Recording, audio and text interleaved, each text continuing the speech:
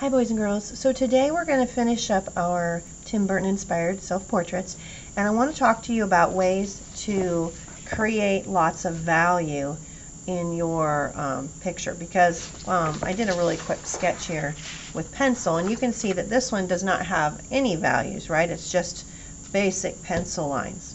We want to take it to the next level where it has shadows and highlights, things like that. And some parts of our picture go back because they're darker, and some come forward because they're lighter. Okay, so one of the ways you can do that is through shading.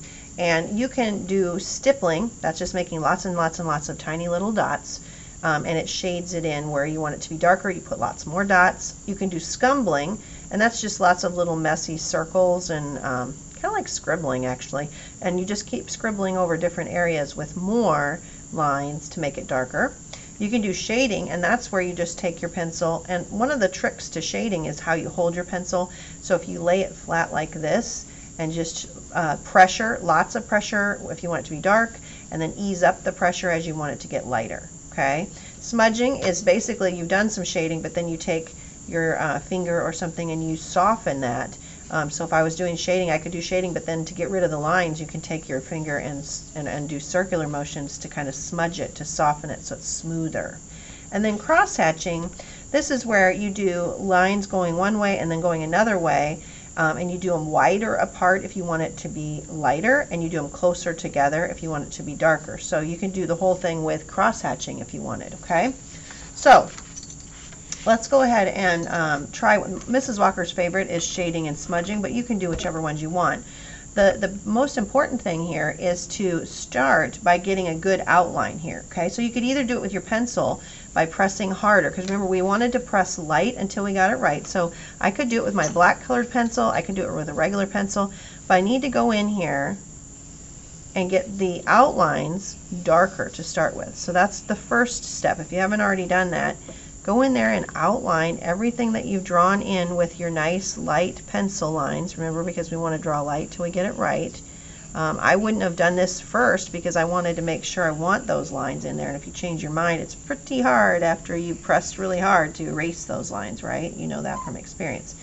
All right, so even your face, some kids are hesitant to go in here and draw black lines around your face, but you're going to want to do that because you really want this to pop out. So every line that you have here that you're keeping, outline it, okay? And then we're going to decide where we want some shadows, right? And where we want highlights. Highlights are the light, where the lightest part of your picture. Shadows are where it's really dark, okay? Now these are like the neck bones here. I'm not going to push hard on those because I think I just want that to be a shadow. But everything else, I just kind of put those in there to remember if I'm making this a really skinny, thin portrait, then you might even be seeing the bones on your neck, like it'd be that skinny, okay? And my lanyard, I did this just to kind of make it look like something that might be Mrs. Walker, because I always have my lanyard on. Anything you added as far as spooky details. So if you put a spider web in or a spider, you're going to want to trace over those lines. Your frame, you're going to want to outline your frame. I'm going to go ahead and color this spider in, although I'm going to leave a highlight on his back. I want it to look like the light is maybe just shining on his back a little bit, but I want him to be pretty dark. I want him to be a black spider. And then do your frame. Okay.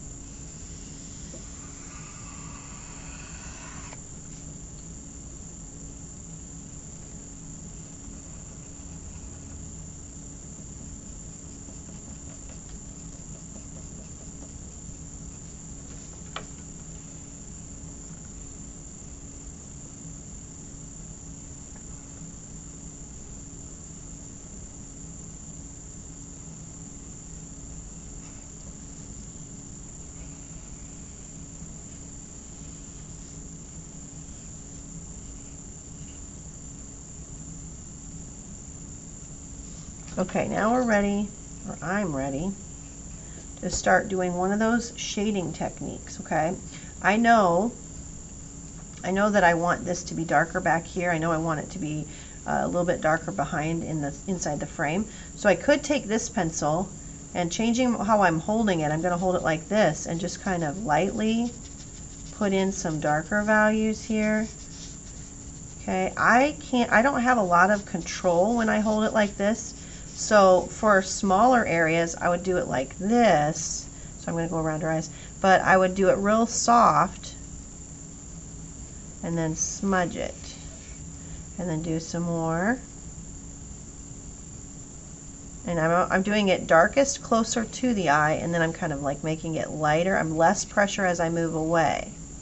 So darker when I'm really close to the eye. And I might be actually doing a form of cross-hatching here in a way. I didn't realize I was doing that. But cross-hatching is where you're doing lines that cross over each other, and I'm kind of doing that too. Then smudge. Okay, I definitely know I want it to be darker down under her chin, and back here in my hair would be darker. A little bit right here where the chin is shadowy. You're going to do that. Once you have, and I'm going to put some lines in my hair because I know my hair is different colors of blonde, so it's not just one shade. So that's why I want some dark lines. I want some light lines. I'll probably, if this was on gray paper, which mine isn't right now because I wanted you to be able to see, and I thought it'd be harder to see if I did gray, but if it was on gray paper, I would also go in and add the white lines in here. But obviously, since I'm doing it on white paper, I'm not going to need that. I'm going to need a mixture of dark and light lines with this pencil, because otherwise my hair will just look black and white, and I don't want that. I want it to look both. Okay, then I have to decide where else do I need a shadow. So do I want my shirt to be the darkest thing or my skin to be the darkest thing? I think I want a little shadow right here near the edge of my shirt, and then I'm going to make this, I don't know, maybe I'll just do it really light. I don't want it to look exactly like my hair though. So you see how you can see the lines? I'm going to lay it flat so that it does more of a smudgy. Scumbling would probably be a good idea. Maybe I should be doing some circular motions so that it doesn't look the same as my hair. Yep, that works. So I'm doing some scribbly motions, really light. So that it gives it a different value, and then I'm also going to use my finger to smudge that. Okay, now the eyes, you want to keep those as white as possible. You definitely want to go over that with white, especially since you're doing it on gray paper. You want to make sure these are as white as they can be. You might make some white on the cheeks and on the chin, because those would be where the light would be catching. If you're doing a ghost or something, maybe keep that white and shade behind it. So a little bit of shadow behind it will make the ghost pop out. Yep, maybe this whole background. I don't want it too dark because you won't be able to see my spider, but I could make it sort of dark by my hair here so my picture stands out. So you see how putting that shadow in here makes the corners look kind of dark and creepy. You want that creepy feeling around things that are lighter, so I'm going to kind of make this a little more creepy here. I might use white on my frame just to make it stand out, or not, depends on what you want. There, that makes my ghost stand out a little bit better. This guy, he could be dark, right, because he's a bat. You put a bat in there, maybe I'll make him darker. All right, so go ahead and get those shadows and highlights where you want them. And then when you are completely done, this needs to be photographed and put into your Artsonia account, okay? Make sure that all that shading is done. As to the best of your ability, you should have some very light areas. You should have, especially the eyes, you should have some darker areas so that it recedes back, and some that are in between, okay? Have fun.